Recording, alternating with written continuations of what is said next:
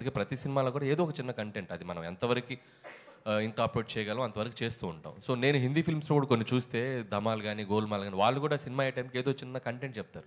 So like that మనకు ముందు సినిమాలో కూడా చూసినా కూడా అహనాపెల్ అంట కానీ ఏదో ఒక క్యారెక్టర్ రియలైజేషన్ ఒక చిన్న కంటెంట్ ఏదో చెప్తారు. సో అలాంటి చెప్పడానికి ట్రై చేసాం. లక్కీగా ఈ సినిమాలో ఒక మాస్టర్ గారి ట్రాక్, సో ఒక టీచర్స్ పట్ల ఉండాల్సిన ఒక మినిమం మనం ఒకసారి గుర్తు తెచ్చుకోవాలి అనే ఒక చిన్న కంటెంట్ చెప్పాం. అది చాలా మందికి రీచ్ అయింది.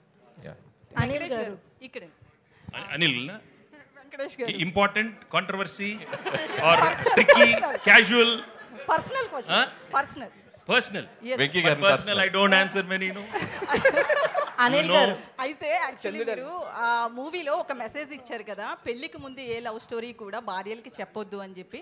అలాంటి సిచ్యువేషన్ ఎప్పుడైనా మీ పర్సనల్ లైఫ్ లో గత స్టోరీ లేదు అయిపోయింది లేదు అక్కడ ఉంటేనేగా చెప్పేది. అనిల్ గారు దిస్ ఈస్ కీర్తి అండి. అంటే మూవీ ఆల్రెడీ సెకండ్ వీక్ కూడా రన్ అవుతుంది కాబట్టి సో మనకి second week third week complete అయిన తర్వాత ఓటీటీ రిలీజ్ అనేది ఉంటుంది. సో మనకి సంక్రాంతికి వస్తున్నాం, ఏ ఓటీటీ ప్లాట్ఫామ్లో రిలీజ్ అవ్వాలి? G5 అండి.